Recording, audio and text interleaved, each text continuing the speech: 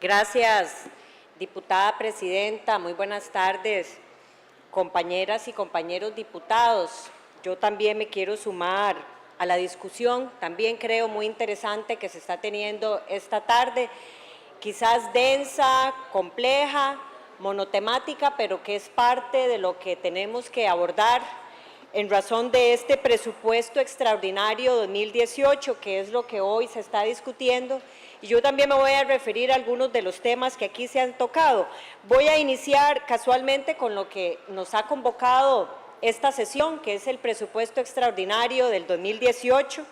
318,000 millones de colones, es este presupuesto, segundo presupuesto extraordinario, que dictaminó la Comisión de Asuntos Hacendarios y que casualmente se le tuvo que presentar mociones vía 137 en plenario y se tuvo que devolver este presupuesto a la comisión para poder evaluar y dictaminar esas mociones que se presentaron. Y yo quisiera empezar con una de esas mociones para hacer una referencia a un tema que nos debería de estar convocando para analizar este presupuesto extraordinario, pero además para el ejercicio económico del 2019 y futuros presupuestos, y es la necesidad de contar con un presupuesto completo, suficiente, integral, llamaría yo. Y es que casualmente este presupuesto al que nos estamos refiriendo, el segundo extraordinario del 2018, le llegaron mociones que se nos comunicó un día antes en la noche, pero que se presentaron el mismo día que se dictaminaba el presupuesto en la Comisión de Asuntos Hacendarios, sin la posibilidad de poder darle un análisis serio y riguroso. Y una de esas mociones que yo quisiera comentar para poner como ejemplo fue la de aumentar el presupuesto a comedores escolares, que desde luego que las 5 mociones que se presentaron tuvieron la aprobación de la comisión en pleno y de forma unánime, pero lo que llama la atención y lo curioso que hoy yo quiero volver a señalar acá cuando hablamos de presupuestos completos e integrales, es que 3 semanas antes habíamos aprobado en este plenario el primer presupuesto extraordinario, que ya incluía 400 millones de colones para comedores escolares. ¿Y cómo es posible que 3 semanas después tenga que venir una moción con 347 millones adicionales para comedores escolares? Aquí no se trata de cuestionar el dinero para los comedores escolares, jamás. Se trata de la no previsión que hace el Gobierno de la República y que tiene que mandar mociones para aumentar cosas que son tan elementales cuando 3 semanas antes se había aprobado un primer presupuesto extraordinario. Y yo voy a llamar la atención con este ejemplo porque casualmente a eso nos referimos cuando hablamos de un presupuesto completo, porque los presupuestos extraordinarios responden a eventualidades y no a la falta de previsión, o mejor dicho, no debe de responder a improvisaciones. Y yo quiero dejar eso en mucha conciencia, haciendo un llamado al ejercicio del 2019 que prontamente vamos a discutir y que como aquí todo el mundo ha hecho referencia, yo muy brevemente también voy a hacer referencia a ello. Y lo hago porque ciertamente parto, por lo menos en lo personal y desde el ejercicio que hace la Comisión de Asuntos Hacendarios que me tocó presidir, parto de la idea de que ciertamente fue y es un presupuesto austero. Y estoy convencida del esfuerzo que se hizo para que fuera un presupuesto austero. Pero ¿cómo no ser un presupuesto austero? También no olvidemos la situación en la que estamos, porque esta es una situación diferente. Yo les voy a comentar que, por ejemplo, esta es la primera vez en la última década que el financiamiento, entiéndase ingresos por deuda, ingresos por endeudamiento, supera el monto de los ingresos corrientes.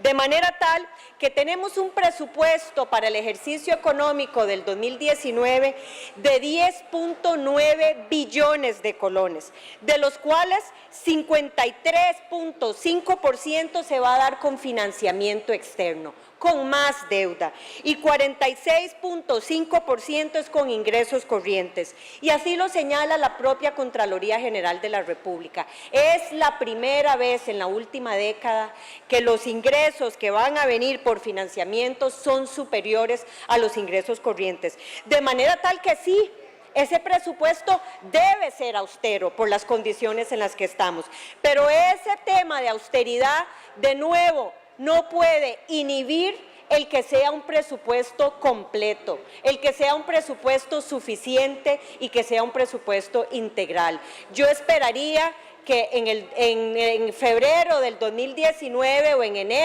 febrero de 2019, por temas de reglamento, no estemos viendo nuevos presupuestos extraordinarios que respondan de nuevo a temas de improvisación o no prever los recursos que hay. Y rápidamente,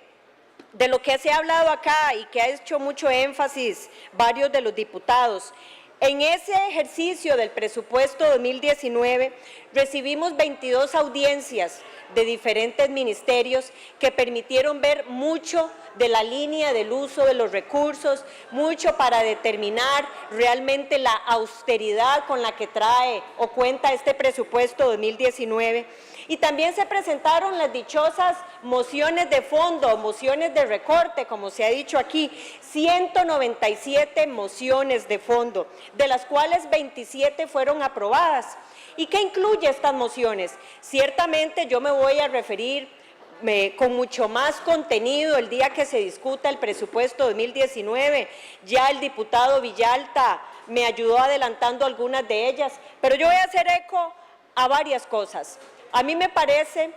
que es también un ejercicio muy importante que hizo la Comisión de Asuntos Hacendarios. Primero, la gran mayoría de estas mociones que se aprueban son entre municipalidades, para hacer transferencias entre rubros de la propia municipalidad, cambios de coletilla de un rubro a otro, sin que eso implique mayor aumento en el presupuesto. Y eso, por supuesto, Diputada Hernández, disculpe que la interrumpa, no hay quórum en este momento, corre el tiempo reglamentario.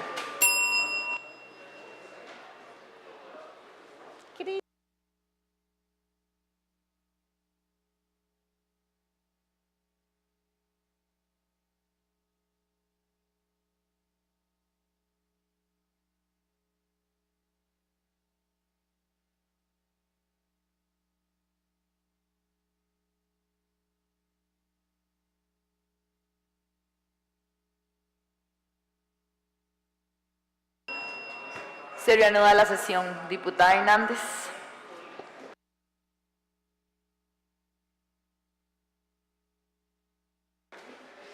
Gracias, diputada presidenta. Les decía, compañeras y compañeros diputados, que en razón del ejercicio del presupuesto extraordinario, que es lo que hoy nos está convocando a discutir, les hacía una reflexión de la necesidad de contar con presupuestos completos, integrales y suficientes, y que en razón de ello el ejercicio económico del presupuesto del 2019 también, partiendo aún así de la realidad en la que creo que es ciertamente un presupuesto austero, me parece que también merece de un análisis de ese tipo, en donde el presupuesto sea realmente integral y completo. Y les señalaba un poco el proceso que ha seguido ese presupuesto, o que siguió ese presupuesto en la Comisión de Asuntos Hacendarios, y que ciertamente en el momento en que se discuta el presupuesto 2019 haré muchísimo más énfasis y profundidad como presidenta de la Comisión de Asuntos Hacendarios, donde se trató este tema. Pero es que muchas de las medidas, o puntualmente de las 27 mociones que se aprobaron para recortes, les señalaba que la mayoría de ellas fue para las municipalidades en el cambio de rubros a lo interno de ellas. Y otra gran parte, tengo que resaltar en este plenario que la gran mayoría de las mociones que tuvieron con recortes alguna referencia fueron casualmente para evitarle al erario público erogaciones, a esas erogaciones a las que se refería el diputado Villalta, de que amortización de deuda, y que ciertamente todos sabemos que es un ejercicio contable, pero que finalmente, técnicamente, lo que significa es evitar una salida de recursos por parte del Estado para tener que pagar o transferir alguna competencia. Y muchas de ellas tienen que ver con el tema del PANI. Nosotros también presentamos, la fracción del Partido Liberación Nacional, una forma para ayudar a la situación económica en la que está el país y no tener que hacer el recorte, pero sí limitar esa transferencia de recursos dependiendo de la ejecución en la que llevara. Y propusimos que un 65% del total de los recursos se transfirieran al PANI y el segundo tracto se diera cuando el 95% de esos 65 se hubiesen alcanzado. Y me parece que esa es una forma de ir analizando los niveles de subejecución que tienen las instituciones y evitar de nuevo realizar erogaciones por parte del erario público en un momento en el que la situación es muy apremiante. Y sí, también presentamos normas presupuestarias. Quizás en este momento no voy a entrar en la profundización de cada una de esas normas, pero me parece que es una forma novedosa que la fracción del Partido Liberación Nacional asume, partiendo de la idea de que es un presupuesto austero, pero que ciertamente debe ser completo e integral y que ciertamente lo que se presupuestó se debe utilizar o se debe ahorrar, pero no recurrir a otra forma. Y sí, una de esas medidas es la que señaló y se ha señalado en este plenario, el tema de los 10.000 millones de colones, que aquí se han visto como un recorte. Bueno, yo lo voy a llamar como limitar el crecimiento de esos recursos, porque se les están transfiriendo 5.000 millones de colones. Entonces, utilizar el término recorte me parece que es inducir a una forma en donde realmente la Comisión se facultó a limitar el crecimiento partiendo de una realidad socioeconómica país. Y yo voy a diferir de lo que aquí la diputada Guido ha señalado anteriormente, comparando ese recorte con regímenes autoritarios. Me parece no solamente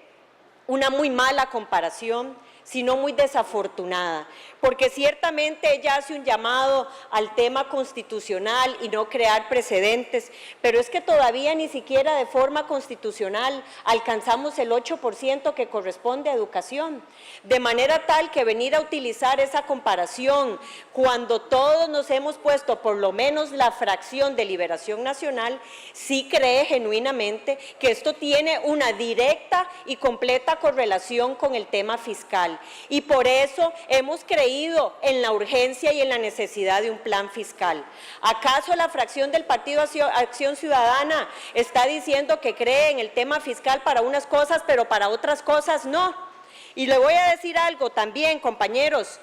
En el día en que se presentó esa moción en la Comisión de Asuntos Hacendarios, los dos diputados presentes en esa comisión del Partido Acción Ciudadana ni siquiera usaron un minuto de los 15 minutos que tenía cada uno para hablar en contra de la moción, pero sí se pronunciaron posteriormente en contra del recorte. ¿Por qué no dar los argumentos en la comisión señalando cada uno 15 minutos, 30 minutos para defender y dar los argumentos técnicos de por qué esa moción no podía aprobarse para una reducción de 10.000 millones de colones? Y repito, reducción, porque el presupuesto del FES se mantiene con 5.000 millones de colones. Y yo quisiera hacer referencia también a lo que habla el diputado Villalta, de lo que vino a exponer hoy la FEUNA, que también le puse muchísima atención, y voy a felicitar los esfuerzos que hace esa universidad para venir a plantear en esta Asamblea Legislativa 10 preocupaciones, no solamente un plan de acción, 10 preocupaciones genuinas que tiene la universidad. Y por supuesto que cada uno utiliza los argumentos que mejor le convenga. Y sí, yo voy a señalar y empezar diciendo que por supuesto que los estudiantes, por supuesto que hacen un llamado de preocupación de lo que implica ese recorte, de ese 10.000 millones de lo que les señalaba aquí que se tiene que hacer para limitar un poco ese crecimiento, pero también genuinamente plantean preocupaciones que van en la misma línea. Y una de ellas es con la renegociación de la convención colectiva. Ciertamente indican muchos de los abusos en temas de anualidades, que tiene un 4% de anualidad sin estar sujeta a ningún tipo de evaluación del desempeño. También hablan de los procesos de evaluación del docente y cómo esos procesos no son tomados en cuenta y no se conocen. Es más, durante ese proceso de la FEUNA que está saliendo, tuvieron que presentar al menos 13 recursos de amparo para acceder a los resultados de dichas evaluaciones. 13 recursos de amparo para conocer los resultados de las evaluaciones que se les hacen a los docentes en la Universidad Nacional. Y sí, también hablan del tema de compras públicas y también ponen la preocupación de la importancia de la transparencia en los costos de bienes y servicios adquiridos por parte de la universidad, donde muchas veces se pueden pagar sobreprecios y caprichos. Y ciertamente esto nos lleva a un contexto, a reflexionar sobre la importancia de estar obligados por parte de las universidades a usar el sistema de compras públicas del Estado sin excusa para evitar ese tipo de sobreprecios. Y también hablan de una medida asociada a la calidad del gasto, consistente en mejorar el impacto del régimen de becas en los procesos de regionalización, y les preocupa muchísimo que inclusive muchos de los destinos del FES al 2025 sean para pagar salarios. De manera tal que sí, yo hago una felicitación a la FEUNA de que viene a los que están saliendo en el cambio de directorio y ponen estas 10 preocupaciones genuinas que también nos hacen reflexionar como legisladores sobre la importancia de tener que estar hablando de una genuina presentación de un Plan Nacional de Educación Superior, de informes de ejecución por parte de los proyectos, por ejemplo, del empréstito del Banco Mundial con soberanía del Estado, de evaluaciones técnicas y financieras y muy importante, del impacto social de todas esas medidas que se hacen en las universidades. Le voy a decir al diputado Villalta y a la diputada Guido que ciertamente yo comparto el tema del concepto de autonomía, pero estoy completamente convencida que la idea de don Rodrigo Facio, cuando habló del tema de autonomía, la hacía equivalente a la libertad de cátedra, a la libertad de expresión, de pensamiento, así como a la capacidad y a la libertad de administrarse a sí mismas, pero no para que funcionen como islas separadas de la realidad nacional y agachar la cabeza los y las legisladores para obviar lo que es la realidad. ¿Y cuál es esa realidad, compañeras y compañeros diputados? Que nosotros, por lo menos, repito, la fracción de Liberación Nacional, creemos genuinamente que estamos en una situación de estrechez fiscal, de estrés macroeconómico, donde la propia ministra de Hacienda ha salido a la calle a decir que no hay plata ni para pagar los salarios de fin de año, que el restante de recursos, después de ir a pedir lo que es más preciado, las letras del Tesoro, y tener que ir a pedirle plata al Banco Central, manda a decir que aún así le hace falta 1 billón de colones, sumado con esas letras para finalizar con las erogaciones que tiene el Estado solo de aquí a fin de año. De manera tal que yo por lo menos estoy convencida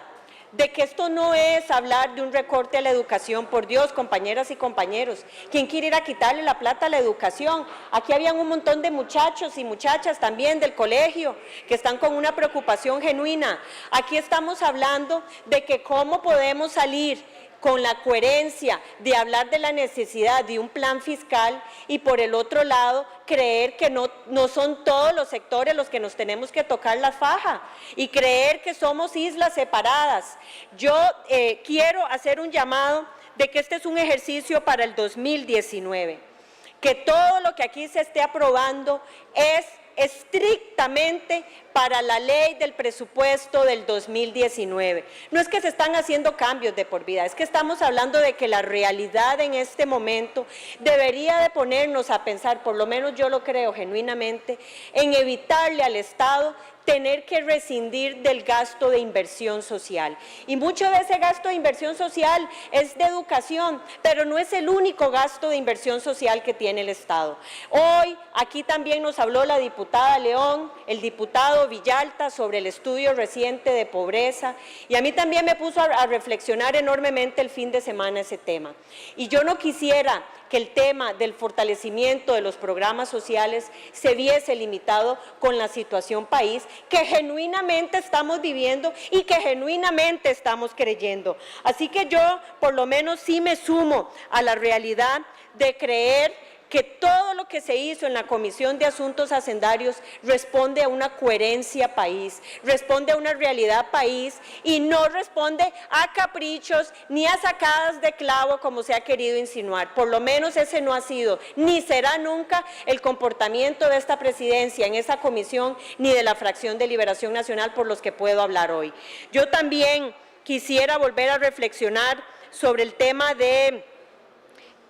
la educación que queremos, que hablaba el diputado Villalta, y esa, como pone la misma FEUNA cuando habla la universidad que merecemos. Sí, y el Estado que queremos, el Estado que merecemos, y el Estado que queremos pagar y podemos pagar, y el Estado que podemos tener. A mí me parece que vuelve importante y prudente, ya se fueron los muchachos y aquí se ha hecho del colegio. Yo también voy a tomar el tiempo para hablar del tema de educación en general, porque hoy también los recibí en mi despacho muy preocupados con las pruebas de bachillerato, pero a mí me parece que impulsarles la idea de que se les puede aplicar un diagnóstico como examen y no la prueba de bachillerato es erróneo, es inducir al error y es generar falsas expectativas. A una semana de aplicarse la prueba, en donde cualquiera de esas iniciativas tiene que ser de conocimiento y aprobación por el Consejo de Educación Superior, a mí me parece que no es prudente. Por lo menos de mi parte, yo también hago un llamado al ministro de Educación para que sea más claro en sus mensajes. Un día dice que la nota de presentación va a ser 40-60, como siempre se usa, 40 presentación, 60 la prueba de bachillerato, luego dice que mejor 50 y 50, ahora dice que 60-40. A mí me parece que estos muchachos ni siquiera están teniendo posibilidad de tener contacto con sus profesores o maestros, en el caso de colegio, profesores, para que realmente les aclaren esa información. Tenemos que ser más contundentes en el mensaje, no podemos esperar que sea a través de redes sociales que ellos se den cuenta, hay que mandarles un mensaje claro de cómo va a ser la situación de ellos, cómo va a ser el tema de la curva del examen de bachillerato, cómo va a ser la aplicación del tercer trimestre, qué materia se va a tomar en cuenta. Y voy a señalar algo más al ministro de Educación, esto no es solamente para los que están en un 10º año, en el último año de colegio, también para el año anterior, los de 10º, que arrastran una nota de presentación inclusive para el examen de admisión de las universidades públicas y que esto le puede estar perjudicando. Yo voy a ser mesurada el día de hoy con el llamado que yo le hago al ministro de Educación, porque creo que él ha dado la información, pero me parece que tiene que ser más asertivo en la forma en que transmite esa información a los estudiantes, quitarles esa incertidumbre, y cualquiera de las medidas que tome el Ministerio de Educación para suplir una huelga de mes y medio debe ser siempre a favor de los estudiantes y no de gente irresponsable que no se ha hecho presente en las aulas. Y finalizo haciéndole un reconocimiento al ministro de Seguridad, porque aquí no se trata de ser mezquinos. En el ejercicio del presupuesto del 2019, el ministro de Seguridad, aún siendo una de las carteras más delicadas en la coyuntura actual, compleja y delictiva y violenta, hizo un recorte mayor, aún mayor al que ya había presentado en el presupuesto. Esperaría, hoy le hago un reconocimiento, por supuesto, creyendo que se puso la camiseta y está muy acorde con la realidad país, pero también, de nuevo, concluyo diciendo que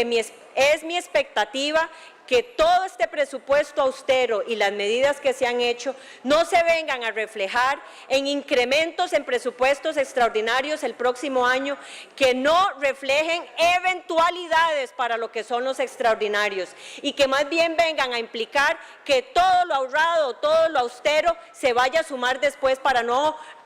verse en un ejercicio completo como debió de haber llegado ahora en el 2019. Me reservo el tiempo, Presidenta, y además estaría, por supuesto, que haciendo muchísimo más énfasis a esto el día en que aquí estemos discutiendo el presupuesto del 2019. Este presupuesto extraordinario que hoy nos llama a discusión cuenta con mi apoyo, le voy a dar un voto positivo, pero sí señalo que no puede llevar improvisaciones, que no podemos seguir trayendo presupuestos que 3 semanas después implique traer cambios en el mismo monto de partidas que ya se habían aprobado. Muchísimas gracias.